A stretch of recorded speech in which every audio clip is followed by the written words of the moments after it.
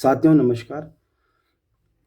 जैसा कि आपको विदित है, all Uttarakhand motor transport association लगातार उत्तराखंड के परिवहन कारोबारियों एवं चालक परिचालकों के वेलफेयर के लिए लगातार काम कर रही है। और हमारे एक ये ऐसा एक संगठन है जो बिल्कुल कोई आज इसकी कोई सुन नहीं रहा है।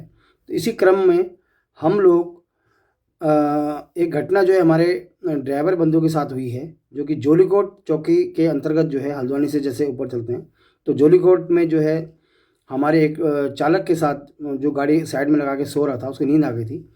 तो उसके साथ एक उत्तराखंड पुलिस के द्वारा 4-5 जवानों के द्वारा रात्रि के टाइम पे जो है अभद्रता की गई, जो कि बहुत ही दुखद दुखद घटना है। और ऐसी घटनाओं को लेकर हम लगातार जो है विरोध करते हैं, ऐसी घटनाओं को लेकर। और माननीय अपने उत्तराखंड के जो है पुलिस महानिदेशक महोदय को भी हम शिकायत अपनी दर्ज करेंगे। और शिकायत के बाद हम निष्पक्ष जांच चाहते हैं।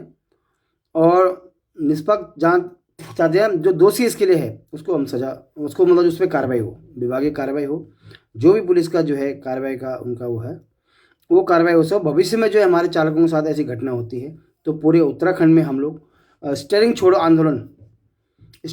आंदोलन करेंगे अगर भविष्य में कभी ऐसा होता है। और मैं उस चालक के जो है साथ हमारी पूरी सहानुभूति है। और अगर हमारे चालक ने कोई कानून तोड़ा है तो आप कानून के हिसाब से, उसके अपराध के हिसाब से उस पर धाराएँ लगाइए, सुसंगत धाराएँ लगाइए। ये मारपीट करना, उसको वो डराना कि मैं सुल्फा लगा दूंगा तुम पे, मैं अफीम लगा दूंगा, मैं चरस लगा दूंगा, पट्टे से उसको बजाना, क्या क्राइम था जो आपने उसको पट्टे से बजाया?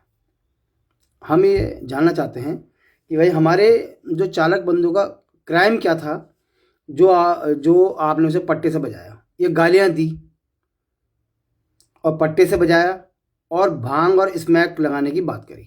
तो हम ये जानना चाहते हैं, all Uttarakhand motor transport association जानना चाहती है कि आपने जो है ऐसा कौन सा अपराध था कि आपने उसको ये सजा दी। अगर उसने कोई अपराध किया तो आपने उसको सुसंगत धाराओं में उसको मुकदमा दर्ज करना, जो आपका काम है, जो पुलिस का काम है। पुलिस का जो काम है वो आपने क्यों नहीं किया? दूसरे काम कर खड़ा कर दिया, आपने दूसरे काम शुरू कर दिया, मारपीट करना, गाली देना, उसको डराना। तो इस घटना की हम बहुत निंदा करते हैं और पुलिस महानिदेशक महोदय से निवेदन करते हैं कि जो है ऐसी घटनाओं पे जो है आप बिल्कुल अंकुश लगाइए, कानून व्यवस्था, ताकि कानून पर व्यवस्था पे लोगों को भरोसा रहे। कानून व्यवस्था का भरोसा, जो विश्वास जो लगातार टूट रहा है लोगों का, ये ऐसी घटनाओं के कारण जो है कानून पर भरोसा उठ रहा है बिल्कुल। तो मेरा निवेदन है उत्तराखंड सरकार से भी कि आप इन ऐसे पुलिसकर्मियों को, ऐसे प्रशासन को जो है नियंत्रण में रखिए, जो बिना किसी अपराधी को जो है मारने पीटने का काम कर रहे हैं। ये बहुत दुखद विषय है। तो हम इसकी पूरी निंदा करते हैं और हम इसकी जांच भी चाहते हैं। और अन्यथा नहीं तो आपको पता है कि हमारे चालकों के ऊपर उनके पास कितना बड़ा लोकतांत्रिक तरीके से अधिकार है, लोकतांत्रिक तरीके से आंदोलन करने का। जो हमारे घर में दूध, घी, गैस, राशन, सब्जी, ईंट, सीमेंट, पत्थर जो समय से पहुंच रहा है, अगर उसकी सप्लाई बंद हो गई तो हमारी क्या हालत हो जाएगी? आप सोचिए। हमारे ड्राइवर बंधु प्रदेश के अंदर इतनी सेवा दे रहे हैं अपनी, इतने कम पैसे में। आपको पता है कि किस प्रकार के जो है सेवा हमारी प्रदेश के अंदर ड्राइवर लोग दे रहे हैं और बहुत कम तनख्वाह में बेचारे अपना गुजारा कर रहे हैं, अपने बच्चों का लालन पालन कर रहे हैं और एक स्वाभिमान और सम्मान उनका भी है। और मैं पुलिस से निवेदन करना चाहता हूँ, जितनी भी चेकिंग एजेंसियाँ सरकार की हैं, चाहे पुलिस काली वर्दी हो, सफ़ेद वर्दी हो और इंटरसेप्टर हो, पहले तो इतने चेकिंग व्यवस्था रखने की कोई व्यवस्था नहीं है, क्योंकि उत्तराखंड में करोड़ों रुपए का टैक्स चोरी हुआ है।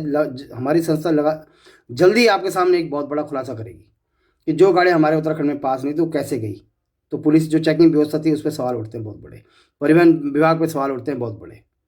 और RTI के माध्यम से जो है 3 जिलों से गई हैं गाड़ियाँ, देहरादून, टिहरी और पौड़ी और रुद्रप्रयाग और कर्णप्रयाग तक गाड़ी पहुंची हैं, जो गाड़ी हमारे उत्तराखंड में पास ही नहीं है।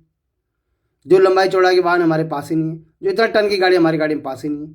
तो कैसे गई, हमारा भी एक बहुत बड़ा सवाल है। पुलिस विभाग से भी, परिवहन विभाग से भी, 112 से भी, जो इंटरसेप्टर बैठता है उससे भी बहुत बड़ा सवाल है। अगर हमारे यहाँ पे बात नहीं सुनी तो माननीय न्यायालय के शरण में हम जाएंगे।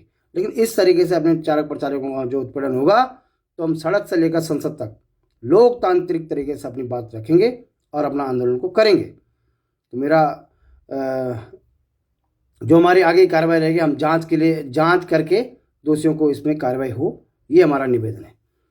तो ऐसी घटनाएं उत्तराखंड में ना हो, यही विनम्र निवेदन है मेरा शासन प्रशासन और हम उस ड्राइवर के साथ पूर्ण रूप से खड़े हैं। और जब तक जांच और कार्रवाई नहीं होती तब तक हम ड्राइवर के साथ और उत्तराखंड मोटर ट्रांसपोर्ट एसोसिएशन उस ड्राइवर के साथ खड़े हैं। और पर उत्तराखंड के सभी ड्राइवर एवं क्लीनर बंदों के साथ हम तन मन धन से खड़े हैं। आपका स्वाभिमान सम्मान है, आप भी जो है रोजगार कर रहे हैं, पलायन को आपने रोका हुआ है, बेरोजगारी आप दूर कर रहे हैं, तो हम आपके साथ खड़े हैं तन मन धन से। कोई भी सेवा हो और उत्तराखंड मोटर ट्रांसपोर्ट हमेशा आपके साथ खड़ी है, चाहे वो परिवहन का चाहे वो मोटर मालिक हो, चाहे वो चालक हो, चाहे परिचालक हो। जिसको भी कोई समस्या आएगी तो आप और उत्तराखंड मोटर ट्रांसपोर्ट में संपर्क कर सकते हैं। हम उस पूरे उत्तराखंड के जो है परिवहन कारोबारियों के साथ खड़े हैं और इस चालक के साथ जब तक इस पर न्याय नहीं मिलता तब तक हम आखिरी सांस तक इसके साथ खड़े हैं। जय हिंद, जय भारत, जय उत्तराखंड, भारत माता की जय।